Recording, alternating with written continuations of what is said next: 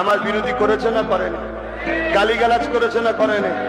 যারা গালিগালাজ করেছে তারাই আবার হুড়মুড় করে নেমেছিল রাস্তায় ওয়াকফকে। আমি বলেছিলাম যাক দেরি হলো, সৎ বুদ্ধি যখন এসেছে গেনার হবে। কেন আন্দোলনের যে রূপটা বাংলায় নিয়েছিল, আজকে দিন পন্দিন থাকতে এখন মনে হয় আইন বাতিল হয়ে যেত। কথা বুঝে আসছে? কিন্তু আমার রাজ্য সরকারের এক হুমকি, কি দিল্লি চলে যাও, আর যদি করো সব থেকে বড় দুশ্মন হব। আমাদের সেই সব ভাইয়েরা বলবো চটি চাটা একটু বন্ধ করুন।